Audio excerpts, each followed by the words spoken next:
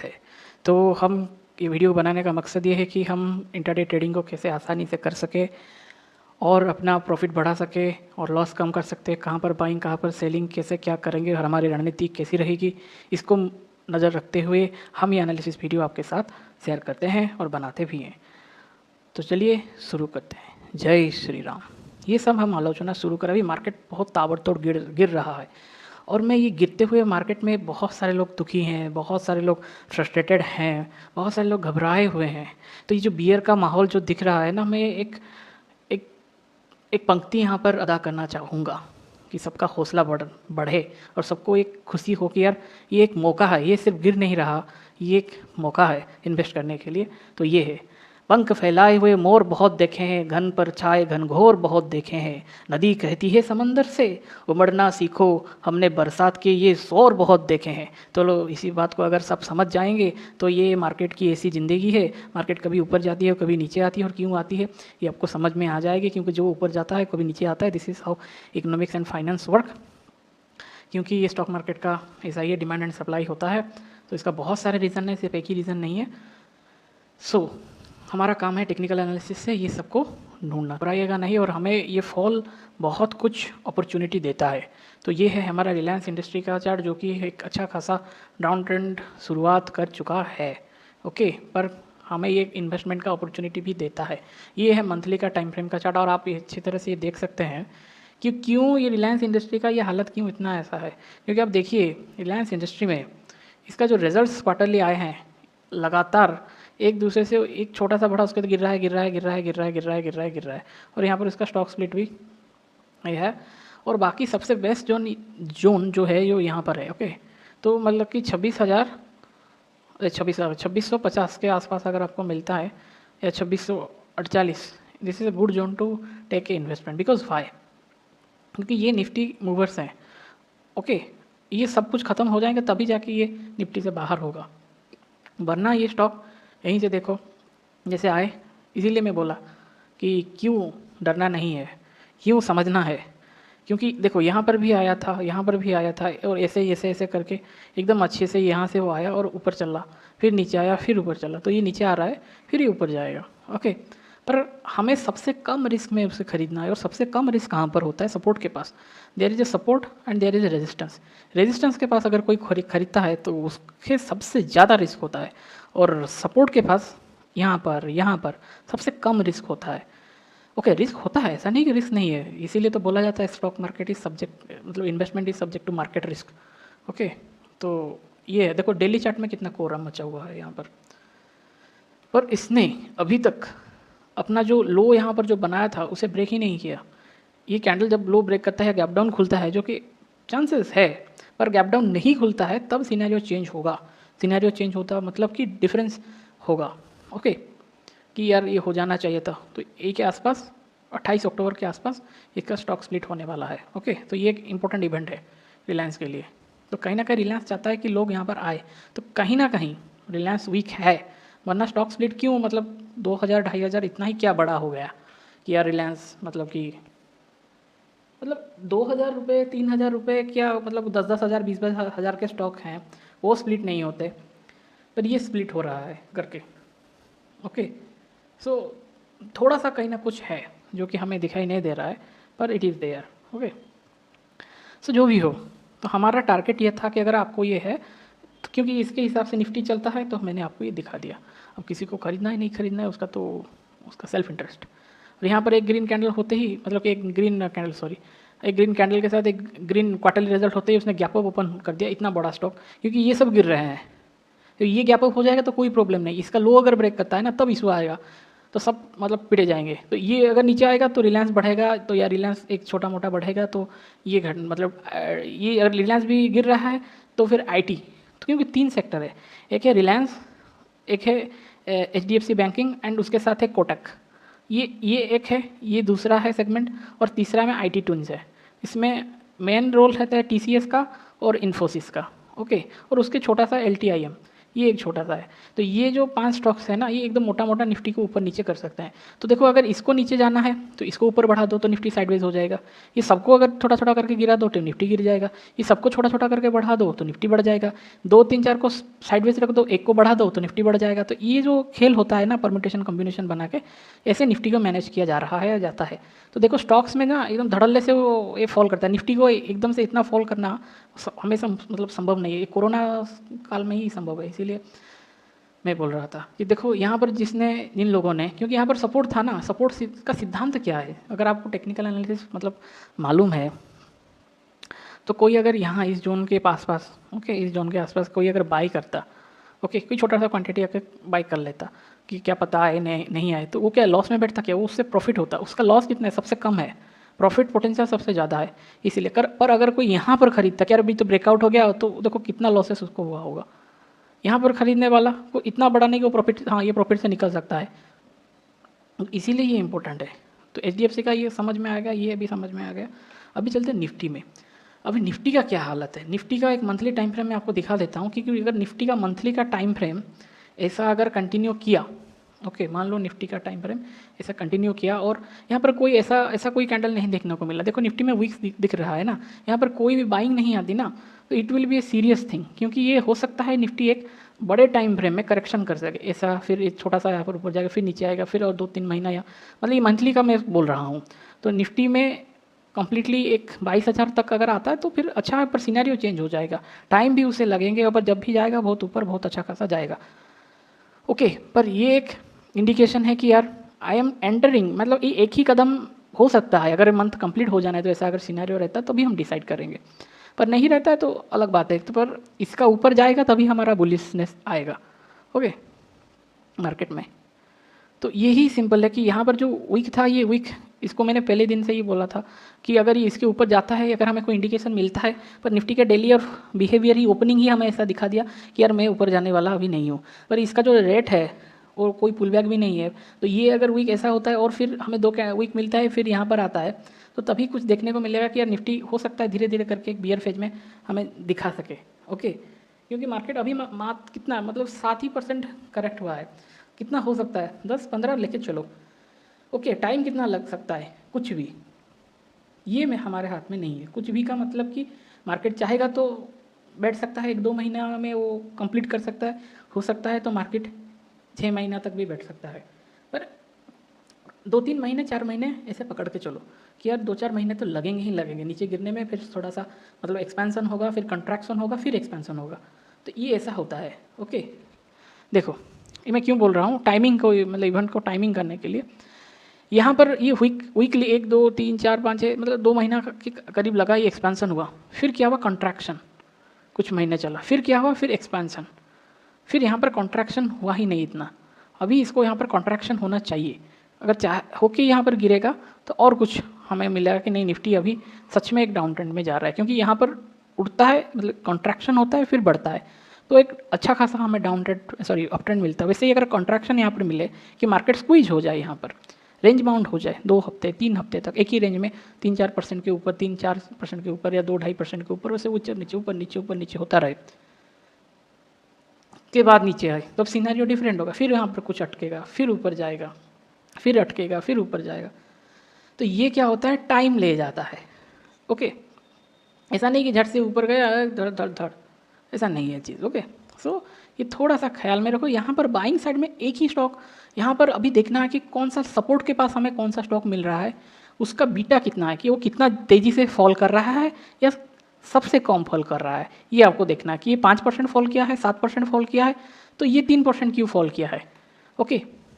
कोई अगर 5% फॉल करता है, इसका मतलब क्या है कि यार वो कुछ भागा है, क्वेश्चन नंबर 1, बहुत ऊपर भागा है फिर 5% फॉल कर रहा है, या फिर भागा भी ज़्यादा नहीं है पर फॉल ज़्यादा कर रहा है। तो ये सब जो सिद्धांत है, ये जो लॉजिक है, इसको हम जब अप्लाई करते हैं तभी हमें समझ में आता है कि स्ट्रॉन्ग स्टॉक कौन सा है, वीक स्टॉक कैसा है। देखो टाटा ऑल टाइम का है पर अभी वो गिर रहा है, पर ऐसे देखो सन फार्मा करके है, वो ना वो ज़्यादा गिर रहा है पर उसने कितना ऊपर बढ़ा, तो दैट मीन्स व्हाट, कि वो अपना पोटेंशियल को, मतलब पोटेंशियल को गिरने नहीं दे रहा, जो मनीटरी पोटेंशियल उसमें है ना वो बरकरार है। वैसे ही एक स्टॉक है ट्रेंट करके, वो भी सेम चीज़ है। वैसे ही और कितने सारे स्टॉक हैं, पर दो चार छः स्टॉक है, पर इनको कोई मद्देनज़र नहीं रखता, कोई ध्यान में ही नहीं रखता। और ऐसे ही कोई स्टॉक है निफ्टी के बड़े स्टॉक, बड़े बड़े स्टॉक मतलब बड़े बड़े बैंक्स है जिसको बोलते हैं पीएनबी। देखो वो कितना 152 से 45 से वो चला, और 152 चला, पर गिर भी उसी हिसाब से हो रहा है। Okay, so this is why it is very important. ऐसा नहीं कि वो इंडेक्स नहीं बढ़ेगा, बढ़ेगा, पर बी केयरफुल। हमें कहाँ पर देखना है? एवरग्रीन स्टॉक्स के ऊपर देखना है। निफ्टी 50, निफ्टी नेक्स्ट 50, ये जो 50 मतलब 50 से 100 स्टॉक्स जो हमारे पास अवेलेबल है, ओके, तो इसी से ही आपको हमें अच्छा खासा स्टॉक मिल जाएगा। ओके, उसके बाद हम दूसरे स्टॉक्स में जाएंगे कि इन्वेस्टिंग के लिए या कहीं पर कुछ क्या मिल रहा है हमें, तो ये ढूंढना पड़ेगा। 750 स्टॉक्स के क्वालिटी जो स्टॉक है 750, ये सबसे हमें ढूंढना पड़ेगा। और जो 300 से लेके 500 700 जो है, मिनिमम 5000 भी आप इन्वेस्ट करोगे ना, तो आपको अगर 10-20% मिलता है ना, तो आप 1000 रुपये आराम से बना लोगे बैठे बैठे। तो क्या ख़राब है? कोई बोलेगा यार 5-6 हज़ार तो लगाए, अरे बैठे बैठे 1000 रुपये मतलब आप देखो 500 रुपये अगर कोई दिहाड़ी मजदूरी करेगा 2 दिन लगेंगे 1000 रुपये, मतलब 7 घंटा 8 घंटा परिश्रम करो तभी आपको 1000 रुपये मिलते हैं। ओके, अब बैठे बैठे एक स्टॉक उठाया, ठीक है चल गया 20%, आपको 1000 रुपये मिल गया, क्या खराब है इसमें? फिर और कभी आएगा और स्टॉक, वहाँ पे फिर 6000 रुपये लगा देना, फिर 1200 रुपये आपको मिल जाएंगे, तो फिर उसे भी ऐड कर देना 7200 करके। ओके, तो ऐसे देखो आपका 2-3 बार में आपका पैसा 5000 से 7 मतलब कि 2-2500 रुपये बढ़ गया। ओके, 2200 रुपये करके, तो अब तो क्यों नहीं करना है? 2 बार में आपका अगर 2500 आपको मिल रहा है, क्या खराबी है? ओके, अगर आपके पास 5000 10,000 रुपये है तो आप ऐसे इसको बड़े स्टॉक्स में इन्वेस्ट करके भी आप अच्छा खासा रिटर्न बना सकते हैं। पर इन्वेस्ट कहाँ करना है? जो बिगिनिंग में बोला, सपोर्ट के पास, तो सबसे कम रिस्क होता है और सबसे ज़्यादा प्रॉफिट आपको वो बना के देगा अगर जब स्टॉक ऊपर चलेगा, क्योंकि सबका बड़ा बड़ा स्टॉक का ऊपर है और नीचे। और जो निफ्टी 50 और निफ्टी 100 में है ना, वो देश भर में उनका व्यापार है। ऐसा नहीं है कि बस आपका कोई लोकल मार्केट है जिसको बोलते हैं ना कि यार मतलब किराने का कोई गले या मोहल्ले का किराने का शॉप नहीं है कि आज खुला है कल बंद हो जाएगा। ओके, जिसका बात मैं कर रहा हूँ, जैसे कि आप देखो रिलायंस इंडस्ट्री, वो कर क्या रहा है? आपको पता है रिलायंस इंडस्ट्री कितना बड़ा है? HDFC कितना बड़ा है? ओके, कितना बड़ा है आपका एशियन पेंट्स, कितना बड़ा है आपका TCS। लोग यहाँ पर आते हैं सिक्योरिटी के लिए कि यार मुझे जॉब सिक्योरिटी चाहिए तो मैं TCS जाऊँगा करके, तो ये देश भर में कंपनी है, तो यहाँ पर आपको वो सिक्योरिटी मिलेगी कि यार हाँ। ओके, SBI सुनो, SBI कितना बड़ा है? तो देश का बैंक मान लो। तो इसीलिए ये सब में इन्वेस्ट करना जरूरी है। ये तो हो गया हमारा इन्वेस्टमेंट का ज्ञान। अभी आते हैं हम इंट्राडे के लिए। तो इंट्राडे में हमारा जो लेवल है अभी नीचे का है और यहाँ पर वो डाउन साइड में चल रहा है। सो कब क्या करेंगे? सबसे बड़ा बात आता है, जब तक ये कैंडल का हाई हमारे लिए इंपॉर्टेंट है, अब ही ये कैंडल का लो हमारे लिए इंपॉर्टेंट हो गया। ये जो छोटा था यहाँ पर इस जोन को देख के बनाया गया था, तो ये अगर गैप डाउन इसके नीचे खुलता है और नीचे चलना शुरू करता है, ये ऊपर का अभी भूल जाओ, क्योंकि ऊपर का कुछ अभी ज़रूरत नहीं है, इसको हम डिलीट कर लेते हैं। क्यों क्यों खामखा रख के सबको टेंशन लेना है? ओके, ये अभी के लिए इसका कोई ज़रूरत नहीं है, जब आएगा तब देखेंगे। ओके, क्योंकि अभी ये सिनारियो कम्प्लीटली अलग हो चुका है। ओके, तो भाई ये जब तक इसका हाई ब्रेक नहीं करता यहाँ पर रुकेगा। एक्सपेंशन हुआ ना, फिर तो कंट्रैक्शन होने तो दो एटलीस्ट, तो फिर देखेंगे करके। तो मैं चाहता हूँ कि आप शुरू से शुरुआत करें, अच्छे खासा शुरुआत करें। तो ये इनको मैं निकाल दिया, इसको हम देख के एडजस्ट करेंगे। नीचे का साइड कहाँ पर आएगा? 4 आवर टाइम फ्रेम में हम चलते हैं और नीचे का देखते हैं। देखो यहाँ पर ये अप ट्रेंड में था, यहाँ पर ये सीधा सीधा डाउन ट्रेंड में है। यहाँ पर कोई बात ऐसा नहीं है कि ये नहीं है करके। ओके, सो अब अभी हमारे लिए क्या इंपॉर्टेंट है? और जो इंपॉर्टेंट है कि पहले से तो कि ये जो इंपॉर्टेंट है, यहाँ पर एक लाइन आएगा, इसको देख के। ओके, और उसके बाद जो आएगा वो आएगा इसका लो 24,000। ओके, 24,000 आने हो गया, तो इसका लो मान, तो 24,000 के आसपास ये। अभी हम और नीचे चलते हैं, और नीचे टाइम फ्रेम में मल्टी टाइम फ्रेम एनालिसिस हमें करना चाहिए, तो हमें क्लैरिटी मिलता है। इंट्राडे के लिए 15 मिनट में हमें एनालिसिस करके सब रखना होगा। ओके, तो यहाँ पर एक लास्ट मिनट पे यहाँ पर एक बाइंग आया था, यहाँ पर भी आया था, पर ये अगर कैंसिल होता है तो ये कहीं ना कहीं गैप अप की संभावनाएं रखता है। तो ये भाई गैप अप होके क्या करेगा? गैप अप मान लो यहाँ इसके ऊपर हो गया, तो ये जोन जो है हमारे लिए बहुत इंपॉर्टेंट, एक्सट्रीमली इंपॉर्टेंट। ओके, और उसके ऊपर ही है। तो अब जब तक मार्केट अच्छा खासा एक मूवमेंट नहीं देता, तब तक तो भाई हम साइडवेज है तो डाउन ट्रेंड है।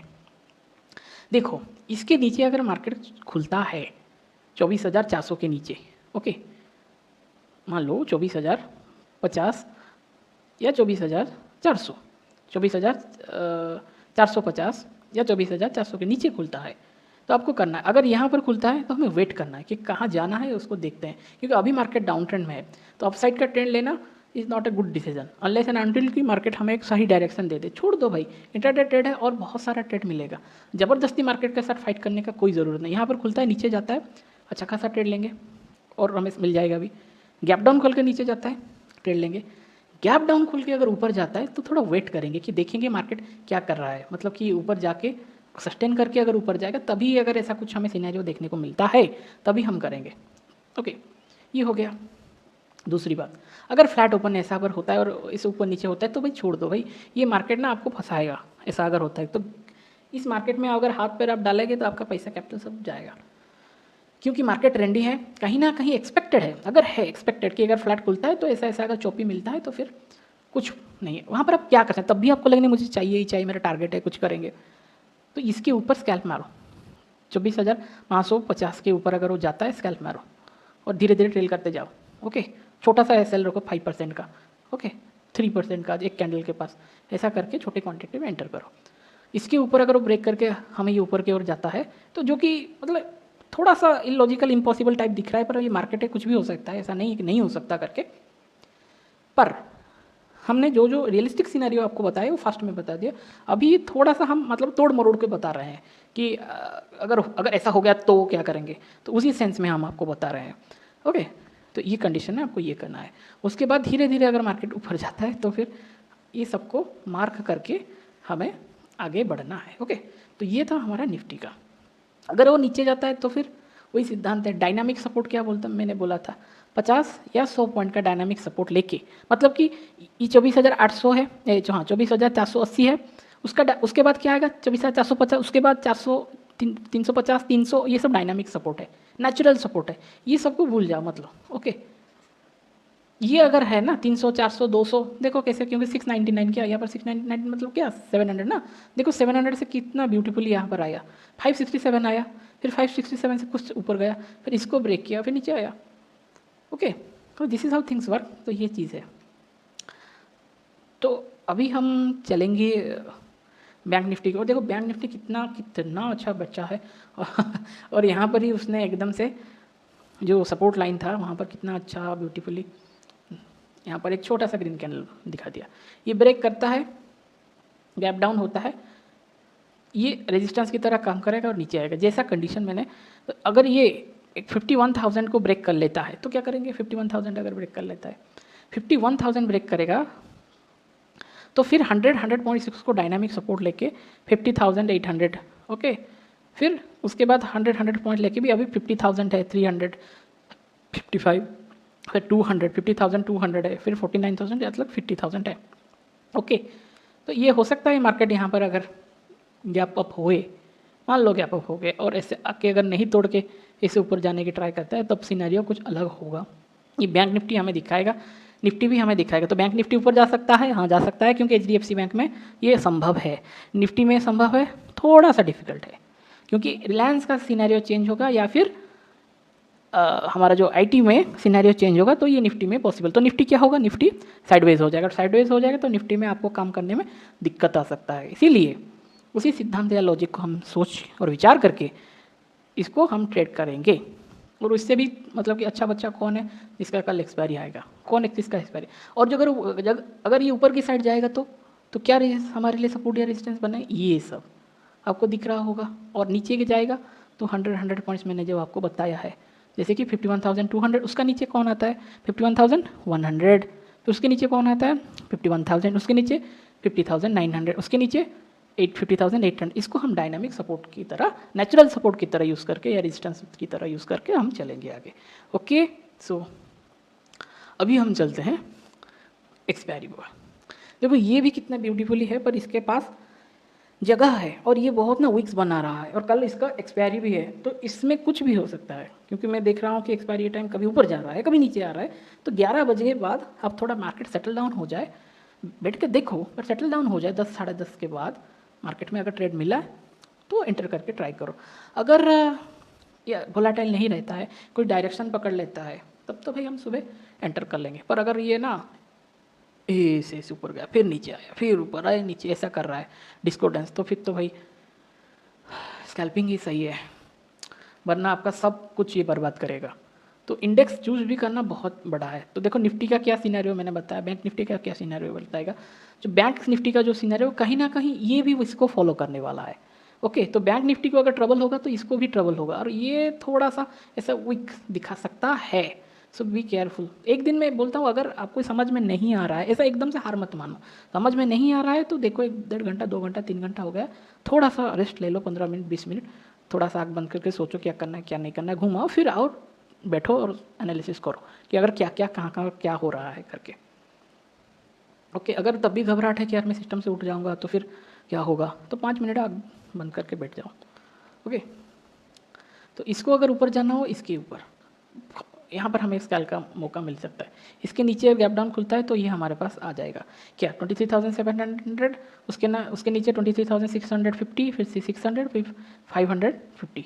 इसको ब्रेक करेगा, उसके बाद 500 है, तभी जाके हम 23,400 को मीट कर पाएंगे। तो करो तो पहले इसे। ओके, अगर मार्केट बाई चांस 1 या 1.5% का गैप डाउन खोल के नीचे जाता है तो वी विल नो कि मार्केट फॉलिंग और ज़्यादा है।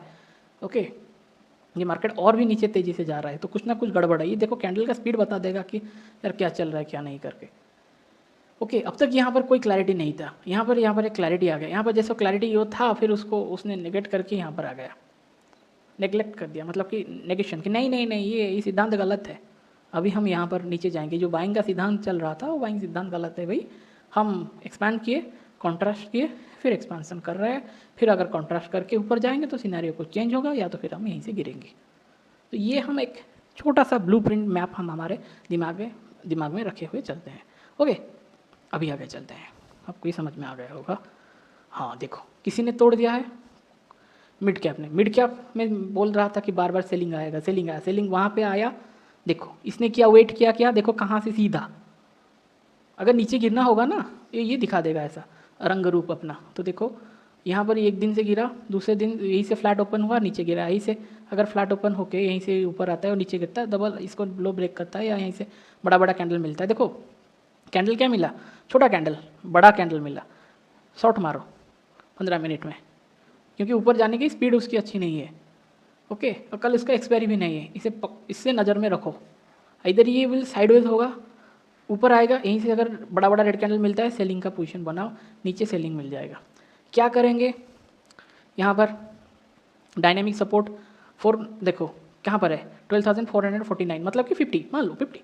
ओके, यहाँ से ही नीचे गिरेगा, फिर 400, फिर उसके नीचे 350, उसके नीचे 300, उसके नीचे 250, ऐसा डायनामिक सपोर्ट है आपके पास। ये लकीरें नहीं चाहिए, ये इसके साथ जब मिल जाएंगे ना तब ज़बरदस्त काम करता है। ओके, तो अभी हम इसको देखते हैं कि क्या यहाँ पर सिनेरियोज, ये ऊपर का, ये सब ऊपर का बोलते, अभी ये इंपॉर्टेंट है, ये लाइन आपके लिए इंपॉर्टेंट है, ये इंपॉर्टेंट है, ये इंपॉर्टेंट है, और बाकी ये इंपॉर्टेंट, और बाकी ये सब लाइन कोई इंपॉर्टेंट नहीं अभी के लिए। बाद में जब ऊपर मार्केट बढ़ेगा तभी देखेंगे ऊपर इंपॉर्टेंट है या नहीं है। ओके, अभी हम देखते हैं नीचे का, इसका जो बहुत सारा सपोर्ट था 4 आवर में, हम थोड़ा सा चलते हैं, इसको बढ़ाते हैं, और यहाँ पर जो इसका था 12,000 का आसपास, यहाँ पर एक बेस है 12,200 के आसपास, एक बहुत ही इंपॉर्टेंट जोन यहाँ पर था, क्योंकि बहुत टाइम तक ये यहाँ पर, मतलब बहुत टाइम तक यहाँ पर रुका, फिर ऊपर चला। तो अभी यहाँ पर एक थोड़ा सा हिचकिच, मतलब कि 450, मतलब 250 पॉइंट आपके पास है, तो 250 पॉइंट भी इसमें बहुत है, ऐसा नहीं कि 250 पॉइंट बहुत कम है। यहाँ पर देख लो 250 पॉइंट यहाँ पर मान लेते हैं, मार्केट गैप ओपन होके यहाँ पर कुछ आता है तो भी 1.5% के ऊपर आपके आसपास है। ओके, सो ये इंपॉर्टेंट हमारे लिए जोन आ जाएगा।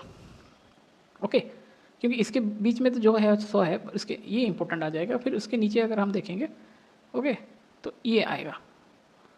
ओके, या फिर आप ऐसे मान लो इसको यहाँ पर ले आओ 12,000 के पास, 12,212, तो 12,000 नीचे जाता है तो फिर ये बहुत ही वीक हो जाएगा। ओके, अब तब तक ठीक है, अच्छा है, जो भी है।